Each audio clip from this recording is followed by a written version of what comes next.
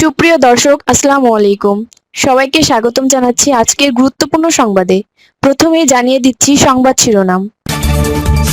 সীমান্তে বিএসএফের 10টি পুশিন অপচেষ্টা রুখে দিয়েছে বিজিবি।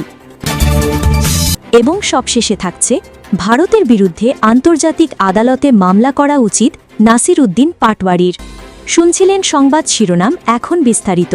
তার আগে ছোট্ট একটি আবেদন, সঠিক ও নির্ভরযোগ্য সংবাদ পেতে আমাদের চ্যানেলটি সাবস্ক্রাইব করুন, আপনাদের মতামত কমেন্টে জানান, আর ভিডিওটি ভালো লাগলে একটি লাইক দিতে ভুলবেন না।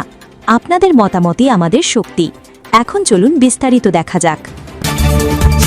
সীমান্তে বিএসএফের 10টি পুশিন অপচেষ্টা রুখে দিয়েছে বিজিবি।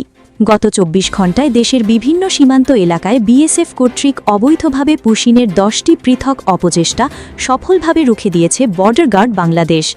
বৃহস্পতিবার 4 জুন বিজিবির সদর দপ্তরের জনসংযোগ কর্মকর্তা মোহাম্মদ শরীফুল ইসলাম স্বাক্ষরিত এক সংবাদ বিজ্ঞপ্তিতে এ তথ্য জানানো হয়েছে।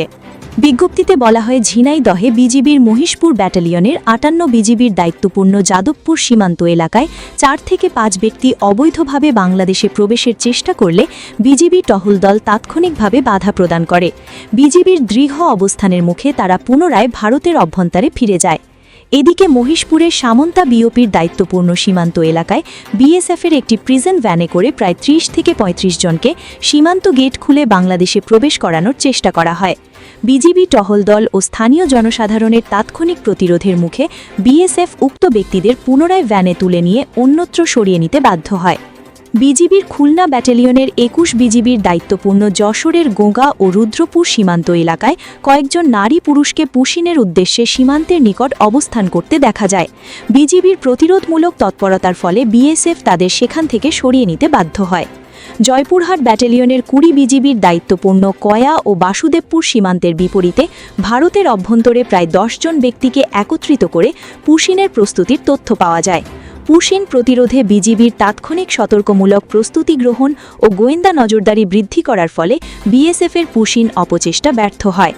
চাঁপাইনবাবগঞ্জ ব্যাটালিয়নের 53 বিজিবির দায়িত্বপূর্ণ সীমান্তের বিপরীতে 149 এবং 71 ব্যাটালিয়ন বিএসএফ ক্যাম্পের নিকটবর্তী 3টি হোল্ডিং সেন্টারে এসআইআর তালিকা থেকে বাদ পড়া 4 মুসলিম নাগরিককে বাংলাদেশে পুশিনের উদ্দেশ্যে রাখা হয়েছে বলে গোয়েন্দা ও সামাজিক যোগাযোগ মাধ্যম সূত্রে জানা যায়। বিজিবি সেখানে কড়া নজরদারি বৃদ্ধি করেছে। ঠাকুরগাঁও ব্যাটালিয়নের 50 বিজিবির দায়িত্বপূর্ণ হরিপুর সীমান্তের বিপরীতে 87 ব্যাটালিয়ন বিএসএফের কাকরমণি ক্যাম্পের টহল দল 2 বাংলাদেশি নাগরিককে আটক করে নিজেদের হেফাজতে রেখেছে বলে তথ্য পাওয়া গেছে। এ বিষয়ে বিএসএফের পক্ষ থেকে এখনও পর্যন্ত বিজিবির সঙ্গে কোনো ধরনের আনুষ্ঠানিক যোগাযোগ হয়নি। পঞ্চগড়ের ব্যাটালিয়নের 18 বিজিবির দায়িত্বপূর্ণ রৌশনপুর সীমান্তে বিএসএফ কর্তৃক একজন ব্যক্তিকে পুশিন করা হলে স্থানীয় জনগণ তাকে আটক করে বিজিবিকে অবহিত করে। পরবর্তীতে বিজিবি ঘটনাস্থলে পৌঁছে প্রয়োজনীয় ব্যবস্থা গ্রহণ করে তাকে ভারতের অভ্যন্তরে ফেরত পাঠায়। মহানন্দা ব্যাটালিয়নের 59 বিজিবির দায়িত্বপূর্ণ চাঁপাইনবাবগঞ্জের সোনা মসজিদ সীমান্তের বিপরীতে ভারতের মালদা জেলার ইংলিশ বাজার থানাধীন চন্দন পার্ক নামক স্থানে ভারতীয় পুলিশ কর্তৃক স্থাপিত একটি হোল্ডিং সেন্টারে আটক 22 জনকে পুশিনের লক্ষ্যে বিএসএফের কাছে হস্তান্তরের তথ্য পাওয়া যায়। বিজিবি সেখানে কড়া নজরদারি অব্যাহত রেখেছে। সিলেট ব্যাটালিয়নের 48 বিজিবির দায়িত্বপূর্ণ উটমাছড়া সীমান্ত এলাকায় সন্দেহবান 2 ব্যক্তিকে স্থানীয় জনগণ আটক করে বিজিবির কাছে হস্তান্তর করে। যাচাই বাছাই শেষে তাদের ভারতীয় নাগরিক হিসেবে শনাক্ত করার পর প্রয়োজনীয় প্রক্রিয়া অনুসরণ করে ভারতে পুশব্যাক করা হয়। এছাড়া নেত্রকোনা ব্যাটালিয়নের 31 বিজিবির দায়িত্বপূর্ণ কচুগড়া সীমান্তের বিপরীতে ভারতের আসাম রাজ্যের মহাদেব থানাধীন বলিশি গীতারাম সরকারি প্রাথমিক বিদ্যালয়ে 15 থেকে 20 জন ব্যক্তিকে বাংলাদেশে পুশিনের উদ্দেশ্যে একত্রিত করে রাখা হয়েছে বলে তথ্য পাওয়া গেছে। সীমান্তের একটি অংশে প্রাকৃতিক কারণে কাঁটাতারের বেড়া না থাকায় ওই এলাকা দিয়ে পুশিনের সম্ভাবনা বিবেচনায় বিজিবি সর্বোচ্চ সতর্ক অবস্থানে রয়েছে। বিজিবি দ্ব্যর্থহীন ভাষায় জানাচ্ছে যে সীমান্ত দিয়ে কোনো ব্যক্তি বা গোষ্ঠীকে অবৈধভাবে বাংলাদেশে প্রবেশ করতে দেওয়া হবে না। আন্তর্জাতিক সীমান্ত ব্যবস্থাপনা, বিদ্যমান আইন এবং দ্বিপাক্ষিক সমঝোতার পরিপন্থী যে কোনো পুশিন প্রচেষ্টা কঠোরভাবে প্রতিহত করা হবে। সীমান্তে বিজিবির গোয়েন্দা নজরদারি, টহল ও অপারেশনাল কার্যক্রম জোরদার করা হয়েছে। দেশের সার্বভৌমত্ব ও সীমান্ত সুরক্ষায় বিজিবি সর্বদা দৃঢ় প্রতিজ্ঞ এবং যে কোনো পরিস্থিতি মোকাবেলায় সম্পূর্ণ প্রস্তুত।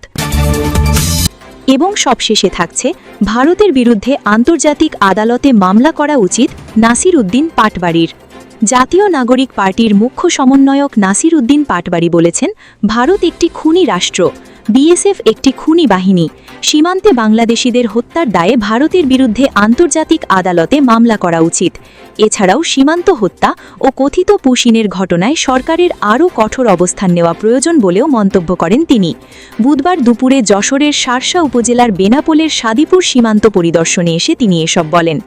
নাসির উদ্দিন পাটওয়ারি বলেন, ভারতের পক্ষ থেকে কোনো বাংলাদেশি নাগরিককে ফেরত পাঠানোর প্রয়োজন হলে তা আইন ও কূটনৈতিক প্রক্রিয়ার মাধ্যমে করতে হবে, কিন্তু রাতের আধারে সীমান্তে মানুষ রেখে যাওয়া গ্রহণযোগ্য নয়। বাংলাদেশের মানুষ কোনোভাবেই পুশিন মেনে নেবে না জানিয়ে তিনি বলেন, এ বিষয়ে সরকারকে জরুরি ভিত্তিতে কার্যকর পদক্ষেপ নিতে হবে। সীমান্ত হত্যা, মাদক চোরাচালান এবং অন্যান্য সীমান্ত সংক্রান্ত ইস্যুতে অতীতে কঠোর অবস্থান নেওয়া হলে বর্তমান পরিস্থিতির সৃষ্টি হতো না। সীমান্তে অবস্থান করা কয়েকটি পরিবারের খোঁজ নিতে তারা সেখানে গিয়েছিলেন জানিয়ে তিনি বলেন, পৌঁছানোর আগেই পরিবারগুলোকে সরিয়ে নেওয়া হয়েছে। সীমান্তবাসীর প্রতি আহ্বান জানিয়ে তিনি বলেন, কোনো ধরনের পুশিনের চেষ্টা হলে স্থানীয়দের দ্রুত বিজিবি ও পুলিশকে জানাতে হবে। প্রয়োজনে সীমান্ত এলাকায় সতর্ক অবস্থান নিয়ে দেশের সার্বভৌমত্ব রক্ষায় ভূমিকা রাখতে হবে। স্থানীয় সূত্র থেকে জানা গেছে, সোমবার থেকে সাদিপুর সীমান্তের জিরো লাইনে 10 থেকে 12 জন নারী, পুরুষ ও শিশু অবস্থান করছিলেন, তবে বুধবার সকাল থেকে তাদের আর সেখানে দেখা যায়নি।